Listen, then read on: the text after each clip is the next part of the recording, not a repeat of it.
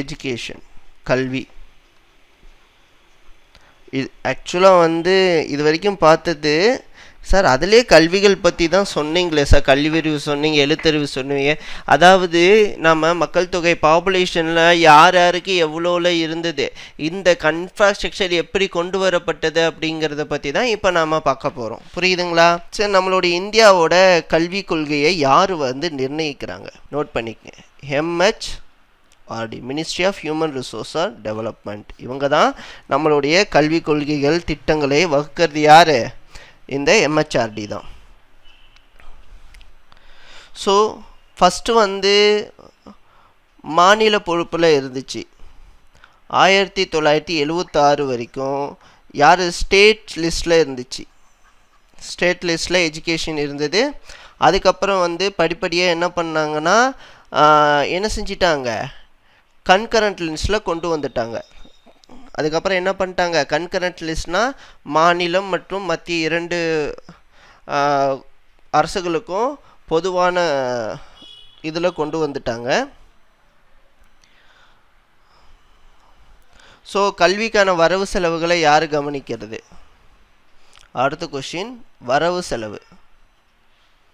இந்த வரவு செலவுகளை கவனிக்கிறது வந்து பார்த்திங்கன்னா யாருன்னா MHRD தான், கல்விக்கான வரவு செலவுகள். சரியாப்பா?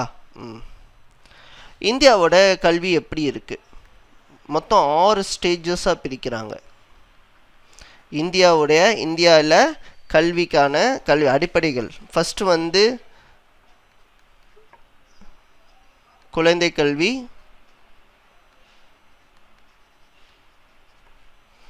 அடுத்தது தொடக்க கல்வி, அடுத்து இடைநிலை கல்வி,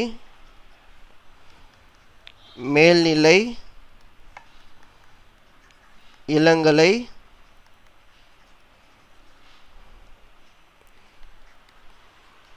முதுகலை. சரி, இந்த 6 பிரிக்கிறாங்க. ஸோ இவ்வளோ தான் மேட்டர். இங்கிலீஷில் சொல்லணும்னா எப்படி சொல்லலாம்? Nursery, primary, secondary, higher secondary, graduation, post graduation. குழந்தை சைல்டு கிடையாது, நர்சரி ஸ்கூல்ஸ். ஸோ நம்மளுடைய இந்திய கல்வி முறை பேட்டர்ன் எப்படி இருக்கும் அடுத்தது நம்ம சொல்லிக்கலாம். இந்திய கல்விமுறை நிறுவனங்கள் எப்படி இருக்குது? இந்திய கல்விமுறை, இந்தியன் எஜுகேஷன் சிஸ்டம் எப்படி இருக்கும்? 10+ அப்படி இருக்கும், 10th + 2. ஸோ இதுக்கப்புறம் பார்த்திங்கன்னா யூஜி, பிஜி இதெல்லாம் வந்து யூனிவர்சிட்டிஸ் கண்ட்ரோலில் போயிடும். பல்கலைக்கழக மானியக்குழு அவங்க கண்ட்ரோலில் போயிடுது. அவங்க தான் வந்து இந்த யூனிவர்சிட்டிஸ் இதெல்லாம் யார் கொடுக்குறா நமக்கு எஜுகேஷனை? யூஜிசி, பல்கலைக்கழக மானிய குழு, அதாவது யூனிவர்சிட்டி கிராண்ட் கமிஷன். இவங்க தான் என்ன பண்ணுறாங்கன்னா யூனிவர்சிட்டியோட தரங்களை அளவிட்டு அவங்களுக்கு 5 star rate, 2 A grade, A+ கிரேடுன்னு கொடுத்து அதுக்கு தகுந்த தனியார் மற்றும் டோட்டலாக தனியார் ஆகட்டும் கவர்மெண்ட் ஆகட்டும் எல்லாத்தையும் வந்து மேனேஜ் பண்ணுறது யார்? இவங்க தான். சரி, ஸோ இந்த பல்கலைக்கழக தரம் கல்வித்துறை, அதாவது எஜுகேஷன் பொறுத்த வரைக்கும் 10th 12th கவர்மெண்ட் கல்வி எஜுகேஷன் டிபார்ட்மெண்ட்குள்ளே வந்துடும். சரிங்களா? அதாவது மொத்தம் வந்து வரவு செலவில் 3% ஜிடிபியில் எஜுகேஷனுக்கு செலவு பண்ணுது. ஸோ மேக்ஸிமம் பார்த்தீங்கன்னா இந்த 3%ல் மேக்ஸிமம் ஆக்குப்பை எங்கே? ஸ்கூல்ஸ்க்கே போயிடுது. யூஜியெல்லாம் போகிறதில்ல, யூஜி பிஜிக்கெலாம் போகிறதில்ல. ஆனால் இவ்வளோ சொல்கிறோம், ஆனாலும் ஒரு மாணவருக்கு சராசரியாக உலகில் செலவு பண்ணக்கூடிய அந்த எஜுகேஷனுக்கு செலவு பண்ணக்கூடிய அந்த அமௌண்ட்டு உலகத்திலேயே ரொம்ப குறைவானது பார்த்திங்கன்னா இந்தியாவில் தான். இப்போ இந்த எழுத்தறிவு அப்படிங்கிறதுக்கான நான் சொல்கிறேன் லிட்ரஸி அப்படின்ற கான்செப்ட். லிட்ரஸி அப்படின்னா எழுதிக்கிங்க எழுத்தறிவு. இது என்ன எக்ஸ்ப்ளனேஷன் என்ன? ஒருத்தருக்கு ஒரு வாசகத்தை படிக்கவும் அதை பார்த்து எழுதவும் பார்க்காம எழுதவும் தெரிஞ்சாவே அதை என்ன சொல்லுவோம்? நம்ம வாசிக்கவும் எழுதவும் புரிஞ்சுக்கிட்டு வாசித்து எழுதுனீங்கன்னா அதுதான் வந்து என்ன எழுத்தறிவுன்னு சொல்கிறோம். ஸோ இதை யார் டெஃபினிஷன் கொடுத்தாங்க அப்படின்னா, ஸோ யுனெஸ்கோ எப்போ கொடுக்குறாங்க இதை இந்திய, அதாவது என்ன சொல்கிறதுனா, இது வந்து 1991 யுனெஸ்கோவை பின்பற்றி இந்திய சென்செக்ஸ் 1991 தான் என்ன பண்ணுறாங்கன்னா, இந்த எழுத்தறிவு எத்தனை பேருக்கு இருக்குன்னு சொல்லிட்டு யாரை பேஸ் பண்ணுறாங்க, யுனெஸ்கோ பேஸ் பண்ணி தான் இந்தியன் சென்செக்ஸு என்ன பண்ணுறது, கணக்கெடுப்பு எடுக்குது. சரி, ஸோ இப்போ இந்த நிறைய பேர் படிக்காமல் இருக்காங்கள்ல, அவங்களெல்லாம் எப்படி வந்து படிக்க வைக்கலாம்? நீங்கள் பழைய படம்லாம், பாக்கியராஜ் படம்லாம் பார்த்தா தெரியும். அந்த மாலை நேர வகுப்புகள் பார்த்திங்கன்னா வயசானவங்களை உட்கார வச்சு படிக்க வைக்கிறது, அது ஒரு நிறைய காமெடிஸாகவே வந்து பாக்கியராஜ் காட்டியிருப்பார் நிறைய படத்தில். அந்த மாதிரி அதே மாதிரி வாகைன்ற ஒரு படம் பார்த்துருப்பீங்கன்னு நினைக்கிறேன். ஸோ இதெல்லாம் வந்து எஜுகேஷன் இது என்ன சொல்லுவாங்கன்னா, எழுத்தறிவின்மையை ஒழிப்பு நடவடிக்கைகள் டாபிக் போட்டுக்குங்க. ஃபஸ்ட்டு இங்கிலீஷில் சொல்கிறேன், அப்புறம் தமிழ். ஏன்னா இங்கிலீஷில் தெரிஞ்சுக்கிது சேஃபு. அவன் கொஞ்சம் கசகசன்னு தமிழில் என்ன வேணால் கொடுக்கலாம். அதாவது எராடிகேட்டிங் லிட்ரஸி பாலிசி, எழுத்தறிவை ஒழிப்பு நடவடிக்கைகள். ஸோ ஃபஸ்ட்டு வந்து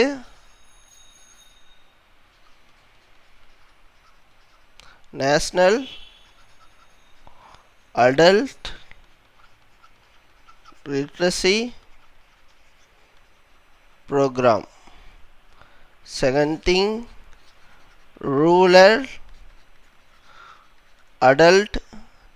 உங்களை இந்த இடத்துல தான் உங்களை ஏமாற்றுவாங்க. தமிழில் என்ன வேணால் எக்ஸ்பிளனேஷன் கொடுக்கலாம், ஆனால் இங்கிலீஷில் மாற்ற முடியாது. ரூரல் ஃபங்க்ஷனல், இங்கிலீஷில் வந்து உங்களை ஏமாற்ற முடியாது. அவன் என்ன கவர்மெண்ட்டில் கொடுத்துருக்கானோ அதை தான் கொடுக்க முடியும். ஸோ அதனால் நம்ம அதை மாற்ற முடியாதுன்றனால இங்கிலீஷில் சொல்கிறேன். Rural functional literacy program. அடுத்தது national literacy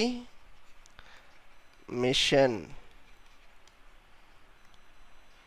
fourth one education for all.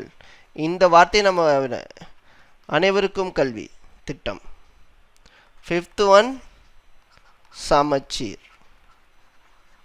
முடிஞ்சு போச்சா? ஃபஸ்ட்டு வந்து தேசிய வயது வந்தோர் கல்வி திட்டம், ஊரக எழுத்தறிவு திட்டம் ரூரல் ஃபங்க்ஷனல் லிட்ரஸி ப்ரோக்ராம். அடுத்தது தேசிய எழுத்தறிவு திட்டம் நேஷ்னல் லிட்ரஸி மிஷன். ஃபோர்த்து அனைவருக்கும் கல்வி திட்டம். ஃபிஃப்த் ஒன் என்னது உங்களுக்கு சமச்சீர் கல்வி முறை. சரி, first national adult literacy programme பற்றி பார்ப்போம். நேஷ்னல் அடல்ட் லிட்ரஸி ப்ரோக்ராம் தேசிய வயது வந்தோர் கல்வி திட்டம். இத்திட்டம் வந்து மத்திய அரசு தான். மாநில யூனியன் பிரதேசங்கள், தன்னார்வ அமைப்புகள், பல்கலைக்கழகங்கள், கல்லூரிகள், இளைஞர்கள் மையங்கள் இணைந்து செயல்படுத்தப்பட்டது. அதெல்லாம் தேவையில்லை. இது யார்? Central government scheme. நோட் பண்ணிக்க. மத்திய அரசு என்ன சொல்கிறது திட்டம் கொண்டு வரப்பட்டது 1978 அக்டோபர் 2. யாரோட பர்த்டே? காந்தியோட பர்த்டே அன்னைக்கு கொண்டு வந்தாங்க. இதோட முக்கிய நோக்கமே பார்த்திங்கன்னா 15லேருந்து 30 வயசு இருக்க அத்தனை பேருக்கும் கம்பல்சரி எஜுகேஷன் கொடுக்கணும், படிக்க வச்சிடணும், அவங்களுக்கு படிக்க தெரியணும், அது மட்டும் இருந்தால் போதும். ஸோ அதுக்காக இந்த திட்டத்தில் பார்த்திங்கன்னா முக்கியமாக யாருக்கெல்லாம் முன்னுரிமை வழங்கப்பட்டது நோட் பண்ணிக்க. பெண்கள், தாழ்த்தப்பட்டவர்கள், பழங்குடியினர், ஷெட்யூல் ட்ரைப்ஸு, ஷெட்யூல் கேஸ்ட் 2 பேருக்கும். சரிங்களா? எக்கனாமிக் வீக்கர் கிளாஸஸ்ஸு, நலிந்த வகுப்பினர்கள், எக்கனாமிக் வீக்கர் செக்ஷன். ஸோ அப்போ இருந்திருக்கு. சரி, ஸோ இவ்வளோ தான் மேட்டர், வேறு எதுவும் பெருசாக கிடையாது. அடுத்தது வந்து ரெண்டாவது வந்து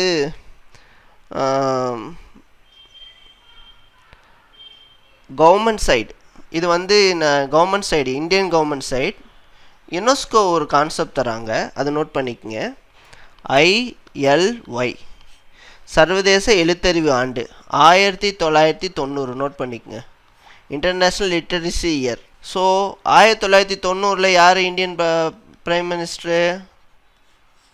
ஸோ அவங்க வந்து என்ன பண்ணுறாங்க அப்படின்னா, எல்லாத்துக்கும் சொல்லித்தரணும், எஜுகேஷன் கொடுக்கணும், எல்லாமே வாங்க அப்படின்னு சொல்லி இளைஞர்கள், தன்னார்வ NGOs இவங்ககிட்ட கூப்பிட்டு கேட்குறாங்க. ஸோ இவ்வளோ தான் மேட்டர், இதோட முடிஞ்சிடுச்சு. அடுத்தது செகண்ட் திங் வந்து ஊரக எழுத்தறிவு திட்டம். என்னப்பா ஊரக எழுத்தறிவு திட்டம் இங்கிலீஷில் என்னப்பா? Rural functional literacy programme. Rural functional literacy programme note பண்ணிக்கங்க. ஊரக எழுத்தறிவு திட்டம், இது வயது வந்தோர் கல்வி திட்டம். 1986 மே மாதம் தொடங்கப்பட்டது. இது வயது வந்தோர் கல்வி திட்டம். முன்ன பார்த்தோம்ல தேசிய வயது வந்தோர் கல்வி திட்டம், அதனுடைய இன்னொரு பாட்டு தான் இது. 78 அது, அடுத்தது 86 இது. ஸோ மத்திய அரசு நிதியுதவி நோட் பண்ணிக்க. மத்திய அரசு தான் இதுக்கு நிதியுதவி பண்ணுது. சரி,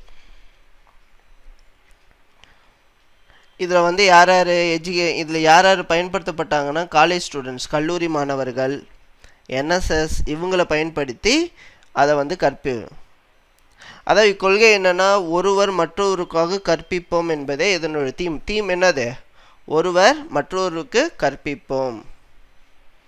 நம்ம கூட நான் 90ஸ்லாம் கேள்விப்படும், 86 to 90s ஒருத்தருக்கு ஒருத்தராவது பக்கத்தில் இருக்கவங்களுக்கு சொல்லி கொடுங்க, அவங்கள படிக்க வைங்கன்ற மாதிரியான ஒரு ஸ்லோகத்தை நம்ம கேட்டிருப்போம். ஸோ அந்த பீரியட்.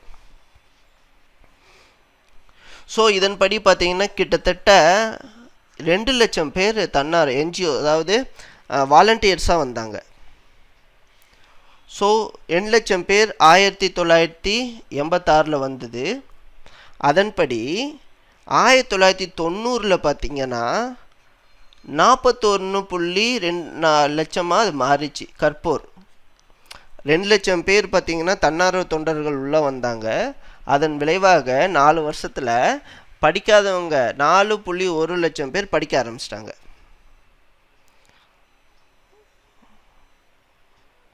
ஸோ படிக்க மட்டும் கிடையாது, அவங்களும் அவங்க வாலண்டியர்ஸாக சேர்ந்து அது அந்த வாலண்டியர்ஸோட ரேட்டு பார்த்தீங்கன்னா 4.1 லேக்காக உயர்ந்துருச்சு. இதோட சேர்த்து 1987 ஒரு துணை திட்டம் தொடங்கப்பட்டது. இந்த துணை திட்டத்தின் மூலம் பார்த்தீங்கன்னா கற்போரின் மொழி, அவங்களுடைய தேவை, இதையெல்லாம் கருத்தில் கொண்டு பள்ளி, அதாவது ஸ்கூல் பசங்க, காலேஜ் பசங்க, ஆசிரியர்கள் எல்லாரும் வந்து அந்த ஸ்கூல் ரிலேட்டடாக இருக்கக்கூடிய அத்தனை பேரும் வந்து களம் இறக்கப்பட்டார்கள். ஸோ இதற்காக என்ன செய்கிறாங்கன்னா 50 மாவட்டங்கள் தேர்ந்தெடுக்கப்பட்டது இந்தியா முழுவதும். சரிங்களா? இதன் மூலமாக வயது வந்தோர் கல்வி அறிவு தரம் உயர்த்தப்பட்டது. அதாவது கல்வி அறிவு மட்டும் கொடுக்கல, ஆக்சுவலாக 86ஓட கான்செப்ட் கல்வி அறிவு கொடுக்கறது. ஸோ கல்வி அறிவு கொடுத்துட்டு அவங்களுக்கு காங்காச்சா தெரியும், இதை தெரியும், பார்த்து படிக்க தெரியும்.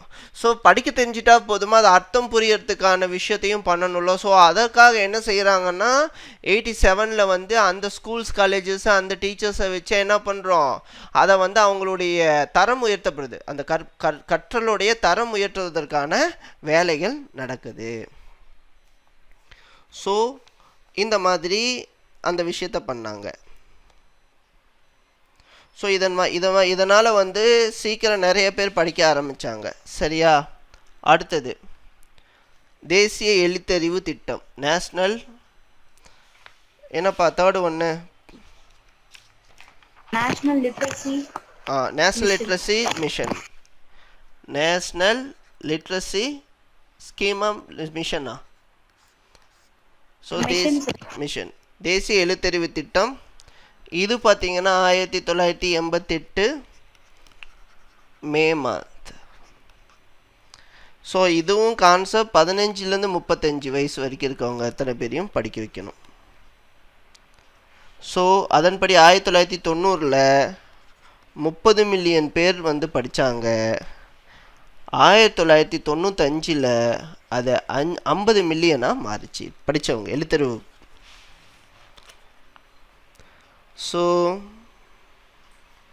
ஸோ இந்த இந்த இந்த நிறைய விஷயம் பண்ணணுன்னே பார்த்தீங்கன்னாவே உங்களுக்கு 1981க்கு பின்னாடியே, ஏன்னா 78ல் ஸ்டார்ட் பண்ணிட்டாங்க, அதுக்கப்புறவே இல்லிட்ரஸியோட வேல்யூ குறைய ஆரம்பிச்சது. இல்லிட்ரஸின்னா எழுத்தறிவின்மையோட அந்த கணிசமான அளவு குறைய ஆரம்பிச்சது. So right. ஸோ இந்த மாதிரி இவங்களுக்கெல்லாம் படிக்காத ஸ்கூலுக்கு போகிறவங்களாம் படிக்க வச்சாச்சு. ஆனால் ஸ்கூலுக்கு போகிறவங்களுக்கு ஒழுங்காக சொல்லி தரணுமில்ல, அதுக்கு வாத்தியாரை போடணுமில்ல. ஸோ அதுக்கு உருவாக்கப்பட்டது தான் சர்வ சிக்ஷா அபியான், அனைவருக்கும் கல்வி, எஜுகேஷன் ஃபார் ஆல். அனைவருக்கும் 5வது வரைக்கும் கல்வி. ஆக்சுவலாக ஒரு காமெடி என்னென்னா, இவங்க போகிறதுக்கு முன்னாடியே தமிழ்நாடு கவர்மெண்ட் பார்த்திங்கன்னா அனைவருக்கும் கல்வி 10 வருஷத்துக்கு முன்னாடியே போட்டுருச்சு. இவங்க வந்து 2001 தான் வந்து என்ன சொல்கிறாங்கன்னா எல்லாத்தையும் படிக்க வைக்கணும் அப்படின்னு மத்திய அரசு சொல்லுது. ஆனால் சரி, இது வந்து 2001. 2009, அதாவது 2001, 2005, 2006 தான் சர்வ சிக்ஷா அபியான் தமிழ்நாட்டில் அறிமுகப்படுத்தப்படுது. ஆனால் 95ஸ்லேயே அனைவருக்கும் கட்டாய கல்வி 5வது வரைக்கும் நம்ம கவர்மெண்ட்டால் கொடுக்கப்பட்டது. அவங்க 5வது வரைக்கும் கன்ஃபார்ம் சொல்லும்பொழுது இவங்க 10வது வரைக்கும் கம்பல்சரி படிக்கணும்னு சொல்லிட்டாங்க. அவங்க 8வது வரைக்கும் வரப்போ இவன் 12th வரைக்கும் கம்பல்சரின்னு சொல்லிட்டாங்க. ஸோ எல்லாமே கிட்டத்தட்ட மத்திய அரசோட சட்டத்துக்கும் நம்ம இங்கே போடப்பட்ட சட்டத்துக்கும் கிட்டத்தட்ட பார்த்திங்கன்னா 8லேருந்து 9 வருஷம் எப்படி இருக்கும், கேப் இருக்கும். பெண்களுக்கு சொத்துரிமை 72லேயே கொடுத்துட்டாங்க. முக்கிய 2000 தான் அது சட்டமே ஆட்டப்பது. ஆனால் ஸ்டேட் கவர்மெண்ட்டில் அது சட்டமாக்கி 72 நினைக்கிறேன், அப்போவே பெண்களுக்கான சொத்துரிமை கொடுக்கப்பட்டது. ஸோ எல்லா சட்டமும் பார்த்திங்கன்னா முன்னோடியாக இருக்கும், 8 வருஷம் 10 வருஷம். அதே மாதிரி நியாய விலைக்கடை, ரேஷன் ஷாப் கம்பல்சரி கொண்டு வரணும்னு அவங்க முயற்சி பண்ணதே பார்த்திங்கன்னா ஃபுட் கார்பரேஷன் ஆஃப் இந்தியா கொண்டு வந்தது 80ஸ்க்கு அப்புறம் தான். ஆனால் 1925லேயே வந்து நீதி கட்சி என்ன பண்ணிச்சு, ஃபுட் கார்பரேஷன் இந்தியா 72லேயே பார்த்து ஃபுட் கார்ப்ஸ் ஆஃப் தமிழ்நாடு கொண்டு வரப்பட்டது. ஆனால் இவங்க வந்து 86க்கு அப்புறம் தான் என்ன பண்ண ஃபுட் கார்ப்ஸ் ஆஃப் இந்தியாவே அவங்க என்ன பண்ணுறாங்க, பில் பண்ணுறாங்க. அதுக்கு முன்னாடியே 10 வருஷத்துக்கு முன்னாடியே என்ன பண்ணிட்டார், நியாய விலைக்கடை கொடுக்கப்பட்டது. 89லலாம் ரேஷன் ஷாப்பு எல்லா இடத்துலையுமே இருக்கிற மாதிரி கன்ஸ்ட்ரக்ஷன் செய்யப்பட்டது. ஏன்னா நம்ம சின்ன வயசில் கண்டிப்பாக எல்லாருமே ரேஷன் ஷாப்புக்கு போய் மண்ணெண்ணெய் வாங்கியிருப்போம். எல்லார் வீட்லேயும் மண்ணெண்ணெய் ஸ்டவ் தான் இருந்திருக்கும், எல்லோரும் மண்ணெண்ணெய் தான் வாங்கியிருப்போம். ஏன்னா அப்போ பார்த்துக்கங்க, நமக்கு மண்ணெண்ணெயிலேருந்து எல்லாமே கிடைக்கிற மாதிரியான ஒரு வெல் கன்ஸ்ட்ரக்டிவாக கொண்டு வந்தாங்க. அதுக்கப்புறம் அந்த அம்மா வந்து என்ன பண்ணிச்சுன்னா அதை பிரித்தது. ஒரு நியாய விலை கடைக்கு 30,000 பேர் தான் கார்டு இருக்கணும், 15,000 பேர் தான் கார்டு இருக்கணும், 5,000 பேர் தான் கார்டு இருக்கணும்னு பிரித்து இப்போ நம்ம எப்போ போனாலும் ஈஸியாக ஓரளவுக்கு வாங்கிட்டு வர மாதிரியான முன்னெல்லாம் ரேஷன் ஷாப்புக்கு போனால் காலைல 10 மணிக்கு போனால் 3 மணி 4 மணி ஆகிடும் வாங்கிட்டு வரதுக்கு, ஏன்னா அவ்வளோ கூட்டம் இருக்கும். ஸோ இப்போ என்ன பண்ணிட்டாங்கன்னா அந்த நம்பர் ஆஃப் கார்ட்ஸை குறைச்சி அதுக்கு தனியாக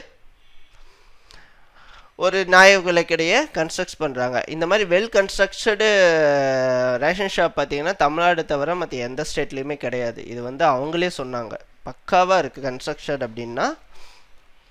சரியாப்பா? சரி. ஸோ இந்த மாதிரியான விஷயம்.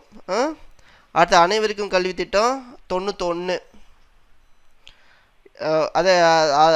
அதாவது எழுத்தறிவின்மை ஒழிப்பு திட்டத்தின் வழியாக அடுத்தது. சரியா? ஸோ இது அனைவருக்கும் 2001. அதுக்கப்புறம் அவ்வளோதான். சமச்சீர் ஒன்றும் பிரச்சனை கிடையாது, சமச்சீர் பற்றி நமக்கு தெரியும். ஸோ அடுத்தது வந்து சப்டாபிக் மட்டும் சொல்கிறேன். அடுத்தது வந்து தான் இதுக்கப்புறம் முடிஞ்சிருச்சா? இது வந்து ஜஸ்ட் என்னென்னு கொடுத்தாங்கன்னு. எஜுகேஷனில் சேஞ்ச் தேவைப்பட்டது, அதனால் நியூ எஜுகேஷன் பாலிசி 1986 நோட் பண்ணிக்கங்க. புதிய கல்விக் கொள்கை.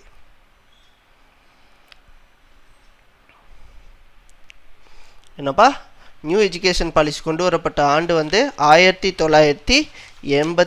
அப்போ யார் இப்போ பிரைம் மினிஸ்டராக இருந்தாங்க? ராஜீவ் காந்தி. சரியாப்பா?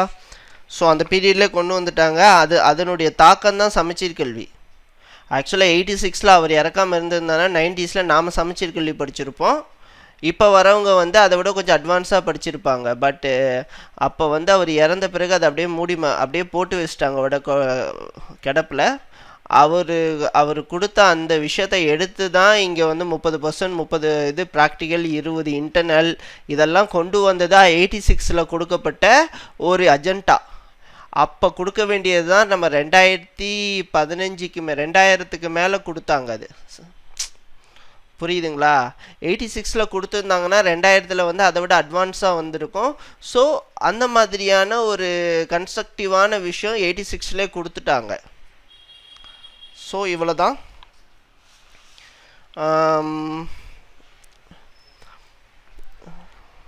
இப்போ வந்து கொடுத்துருக்கிறது வேறு மாதிரி இருக்குது. சரிங்களா? ஸோ 1980 எஜுகேஷனை இம்ப்ரூவ் பண்ணணும்னு சென்ட்ரல் கவர்மெண்ட் முடிவு பண்ணுது. மத்திய அரசு என்ன செய்யுதுன்னா சென்ட்ரல் கவர்மெண்ட்டு எஜுகேஷன் இம்ப்ரூவ்மெண்ட், அதாவது தரம் உயர்த்தணும்னு முடிவு பண்ணுறாங்க. அதுக்காக வந்து நியூ எஜுகேஷன் பாலிசியில் பார்த்தீங்கன்னா எத்தனை பேர் போடுறாங்கன்னா education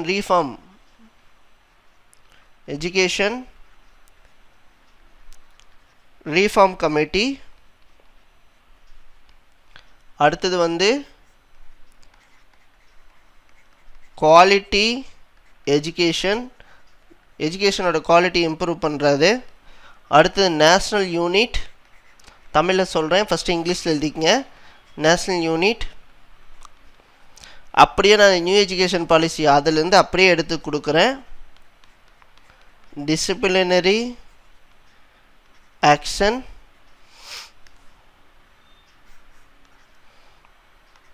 to improve vocational studies.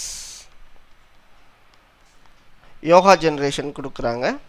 ஆக்சுவலாக வந்து இது நான் சொல்கிறேன் அப்படின்னு இதில் வந்து என்னென்னா கல்வித்துறையின் மறுசீரமைப்பு ரீஃபார்ம் சீரமைப்பு கமிட்டி பண்ண தரமான கல்வி மேம்பாடு குவாலிட்டி எஜுகேஷன், அடுத்தது தேசிய ஒருமைப்பாட்டை பரப்புதல் நேஷ்னல் யூனிட்டி, அடுத்தது வந்து நல்லொழுக்கத்தை பரப்புதல் டிசிப்ளினரி ஆக்ஷன், அடுத்தது அறிவியல் தட் இம்ப்ரூவ் வெக்கேஷனல் ஸ்டாண்டர்ட் அப்படின்னா அறிவியல் தொழில்நுட்ப கல்வியின் அவசியத்தை உணர செய்தல். ஒகேஷ்னல்னால் அதுதான் அந்த எல்லா விஷயத்தையும். ஸோ இதன்படி என்ன பண்ணுறாங்கன்னா நோட் பண்ணிட்டீங்களா? இதன்படி என்ன நடக்குது அப்படின்னா 10+2+3 அப்படிங்கிற ஒரு எஜுகேஷன் ஆல் ஓவர் இந்தியா ஃபுல்லாக சேம் கான்செப்ட் கொடுக்கணும்னு முடிவு பண்ணி கொடுக்குறாங்க. சரியா? அதுக்கப்புறம் என்ன பண்ணுறாங்க அப்படின்னா கம்பல்சரி அவங்க சொல்கிறது தொழில் கல்வி கொடுக்கணும். வயது வந்தோர், அதாவது அவன் 6வது படிக்கிறப்பயே அவனுக்கு ஏதோ ஒரு கைத்தொழில் இருக்கிற மாதிரியான ஒரு கல்வியை கொடுக்கணும் அப்படின்னு சொல்கிறாங்க. ஸோ முக்கியமான விஷயம் பார்த்திங்கன்னா பட்டம் வேறு பணி வேறு. நீ படித்ததுக்கு தான் வேலைக்கு போகணுன்னு அவசியம் கிடையாது. நீ ஒரு டிகிரி முடிச்சிருந்தா கூட பரவாயில்ல, எல்லா எக்ஸாம் எழுதலான்ற மாதிரியான ஒரு சூழல். முன்னெல்லாம் காமர்ஸ் முடித்தவன் மட்டும்தான் இந்த எக்ஸாம் எழுத முடியும், சயின்ஸ் முடித்தவன் சயின்ஸ் மட்டும்தான் பண்ண முடியும். ஆனால் இப்போ எந்த டிகிரி இருந்தாலும் நீ டிஎன்பிசி எழுதி கிளர்க் போஸ்ட் போகலாம். ஸோ இந்த மாதிரியான பட்டங்கள் வேறு, அதாவது டிகிரி வேறு, அவனுடைய ஒர்க் வேறு அப்படிங்கிற விஷயம். அடுத்தது வந்து இதில் வச்சு தான் என்ன செஞ்சாங்கன்னா அந்த டெஸ்ட்டு இந்த பப்ளிக்லாம் கொண்டு வந்தாங்களே 8வது 10வது, அப்போ பியூசியாக இருந்தது. அதுக்கப்புறம் என்ன பண்ணுறாங்கன்னா 10th 12th பப்ளிக்காக கொண்டு வராங்க. சரியா? யூஜி வந்து இயர்தாக இருந்துச்சு. அப்புறம் முக்கியமான விஷயம் இடஒதுக்கீடு.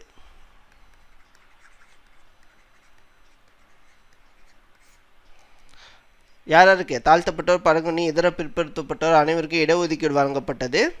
சரிங்களா? அதே மாதிரி சமூகம், ஒரு குறிப்பிட்ட சமூகம் அங்கே அதிகமாக இருக்குன்னா அவங்களுக்கு தேவையான இடஒதுக்கீடு அதிகப்படுத்திக்கலான்ற மாதிரியான ஒரு செட்டு.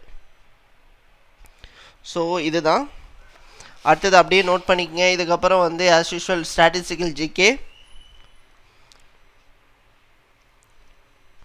ஸோ அவங்க என்ன சொல்கிறாங்கன்னா 1948 டு 1949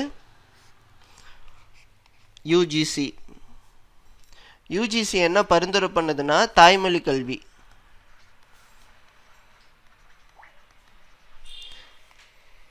சரியா?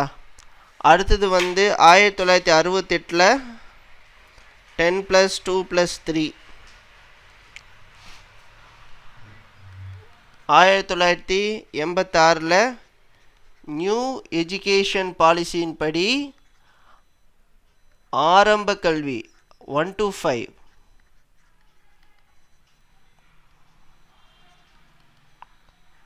கட்டாயம், கண்டிப்பாக படிக்கணும், படிக்க வைக்கணும். படிக்க வைக்கலன்னா it is a punishable offence. இதன் மூலமாக தாய் தந்தையரை 5 வருடம் வரைக்கும் ஜெயிலில் கூட போகிறதுக்கான ஒரு இது கொண்டு வரப்பட்டது. அடுத்தது வந்து முறைசாரா. அடுத்தது வந்து என்னது 1992 கரும்பலகை திட்டம்.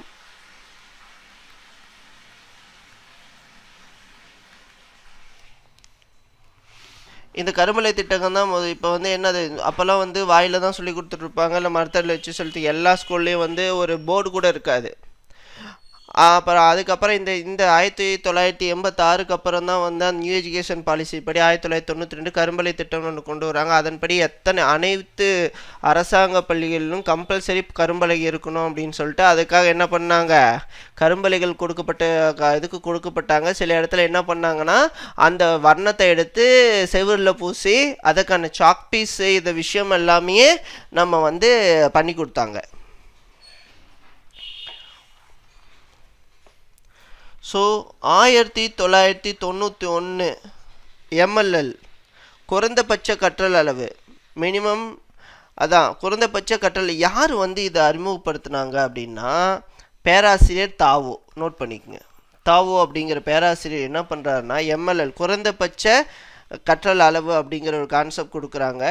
அது வந்து என்னன்னா போர்டு பார்த்தீங்கன்னா அவங்க கீழே உட்காந்துருக்க இடத்துல அடிச்சுட்டு activity based learning ABL ALM இதெல்லாம் சொல்லி கொடுத்தாங்க. இதெல்லாம் பார்த்தீங்கன்னா MLL வரும். ABL activity based learning, BEd படித்தவங்களுக்கு தெரியும். ஆக்டிவிட்டி பேஸ்டு லேர்னிங் டிடிட் முடித்தவங்க ABC ABL மூலமாக தான் டீச் பண்ணியிருப்பீங்க. ஸோ அந்த மாதிரியான விஷயத்தெல்லாமே 1991 கொண்டு வராங்க. அது பேராசிரியர் தாவோ. அதுக்கப்புறம் பார்த்தீங்கன்னா SSC அனைவருக்கும் கல்வியா சர்வசிக்ஷா அபியான். சரிங்களா? அது என்ன ஆச்சுன்னா சர்வசிக்ஷா அபியானே வந்து பேரை மாற்றுறாங்கன்னா யுனெஸ்கோ உள்ள வருது. யுனெஸ்கோ ஃபண்டு தருது, நீங்கள் பிள்ளைகளை படிக்க வையே. ஸோ யுனெஸ்கோ என்ன பண்ணுது, அவங்களுக்கு ஃபண்டு கொடுத்து படிக்க வைக்க சொல்லுது. ஸோ இதன்படி 2010 கம்பல்சரி அனைவரும் ஆரம்ப கல்வி கண்டிப்பாக நெசசிட்டி அப்படின்னு சொல்கிறாங்க. எப்போ 2010 ஆக்சுவலாக 86 சொன்னாங்களா, அப்போவே நம்ம ஊரில் வந்து ஆரம்பிச்சிடுறாங்க. 2010 நம்ம 10வது வரைக்கும் கம்பல்சரி அப்படின்னு கொண்டு வந்துடுறோம் தமிழ்நாட்டில். ஸோ இப்போ வந்து இது வரைக்கும் இந்தியாவை பற்றி பார்த்தோமா, இப்போ தமிழ்நாடு பற்றி பார்க்கலாம். ஸோ தமிழக அரசு, தமிழகம். ஸோ இப்போ தான் பார்க்க போகிறோம். இதுவும் பார்த்தீங்கன்னா 2010 என்னது சர்வசிக்ஷா அபியானை அனௌன்ஸ் பண்ணுது. யார் கூட? ஸோ இங்கே என்ன பண்ணிட்டாங்கன்னா கிட்டத்தட்ட 300 ஊரில் வந்து கண்டிப்பாக வந்து ஆரம்ப பாடசாலை அமைச்சிடுறாங்க அந்த ஃபண்டை வச்சு 2010. ஸோ அனைவருக்கும் கல்வி வழங்கும் நோக்கோடு செயல்பட்டுப்பட்ட இந்த சர்வசிக்ஷா அபியான் பார்த்தீங்கன்னா யுனெஸ்கோ கண்ட்ரோல்ன்ற போது அவங்க ஃபண்டு கொடுக்குறாங்க. அந்த ஃபண்டை பயன்படுத்தி எல்லாமே எல்லா ஸ்கூல்லையும் நிறைய ஊர்களில் அதாவது 1 to 5 இம்ப்ரூவ் பண்ணிடுறாங்க.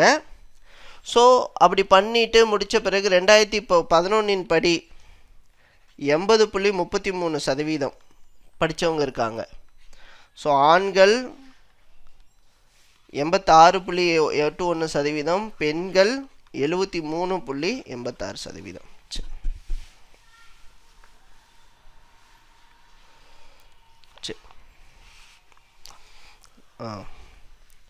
அடுத்தது ஆரம்ப கல்வி எப்போ வந்து கட்டாயமாக்கப்பட்டது?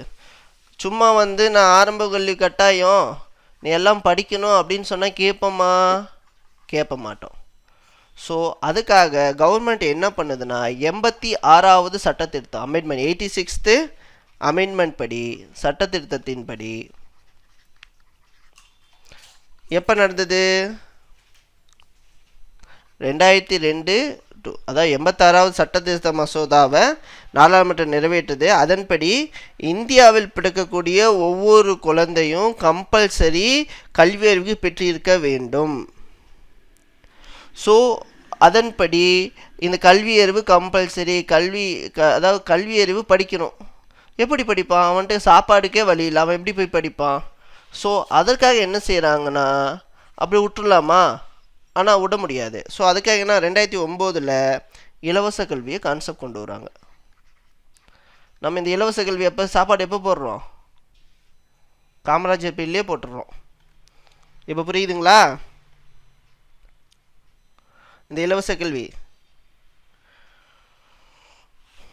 ஸோ எந்த அளவுக்கு ஃபாஸ்ட்டாக இருக்கும் பார்த்துக்குங்க. அடுத்தது 2010 ஏப்ரல் 1 தான் இந்த 2 சட்டமுமே 2002 போட்ட சட்டமோ 2009 போட்ட சட்டமோ நடைமுறைக்கே வருது. ஸோ இதை நடைமுறைக்கு வந்துட்டு 6லேருந்து 14 வயசு வரைக்கும் கம்பல்சரி எங்கேயா வேலைக்கு போனால் அவன் வேலைக்கு வச்சுக்கிறவனும் தூக்கி உள்ளே வச்சுருவாங்க. குழந்தை தொழிலாளர் ஒழிப்பு, இங்கே குழந்தை தொழிலாளர் ஒழிப்பை பற்றி பேசணும். அதனுடைய ஆண்டுகள் குறிச்சிக்கணும். 2 மேட்ச் பண்ணி படிச்சிங்கன்னா மறக்காது.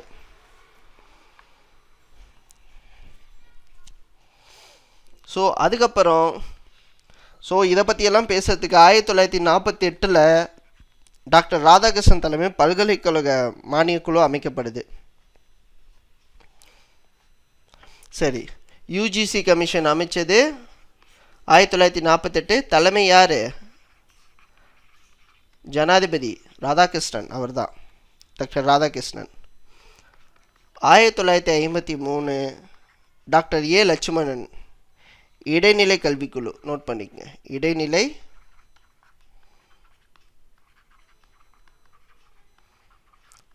கல்விக்குழுனா ஏ லட்சுமணன். அடுத்தது நம்ம பாலிட்டியில் பார்த்தோம். 1964 டிஎஸ் கோத்தாரி தேசிய கல்விக்குழு. கொஷின் கேட்பாங்க, தேசிய கல்விக்குழு யார் தலைமையில் எந்த வருடம்? இல்லை 1990 எந்த வருடம் அமைக்கப்பட்டது? சரிங்களா, இது கோத்தாரி கல்விக்குழு என்றும் அமைக்கப்பட்டது. ஸோ இந்த கோத்தாரியோட இந்த பரிந்துரை, இவரோட பரிந்துரை, இந்த கல்வித்துறை பரிந்துரை தான் என்னது 10+2+3. சரியா? ஸோ அதுக்கப்புறம் 1986 நியூ எஜுகேஷன் பாலிசிஸை biggest blockbuster or India. அப்படியே அதனுடைய எஜுகேஷன் எழுத்தறிவு அப்படிங்கிற கல்விங்கிறது எழுத்தறிவுங்கிறது கல்வி கிடையாது, கல்விங்கிறது வேற, எழுத்தறிவுங்கிறது வேற அப்படிங்க உணர வச்ச அந்த முக்கியமான டைம் பார்த்திங்கன்னா இந்த 86 தான். அப்போ படித்தவன் என்ன பண்ணுறான்? இன்னும் தன்னை இம்ப்ரூவ் பண்ணுறதுக்கு முயற்சி பண்ணுறான். ஸோ இந்த விஷயமெல்லாம் நடக்குது. ஸோ இந்த நியூ எஜுகேஷன் பாலிசி 86 கொடுத்தது தான் 1992 என்ன நடக்குது? அடிப்படை கட்டமைப்பு வசதிகளை மேம்படுத்துவதற்கான திட்டத்தை அறிமுகப்படுத்துது. நோட் பண்ணிக்கங்க, அடிப்படை கட்டமைப்பு வசதிகளை மேம்படுத்துவதற்கான கரும்பலகை திட்டம் 1992 கரும்பலகை திட்டம், பிளாக் போர்டு பிளானிங் அப்படின்னாங்க.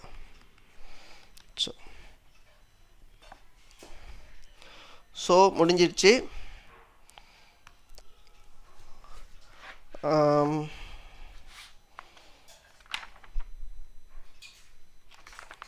சரி, போதும். அடுத்தது தமிழ்நாடு கல்வி முறை ஃபுல்லாக பார்ப்போம்.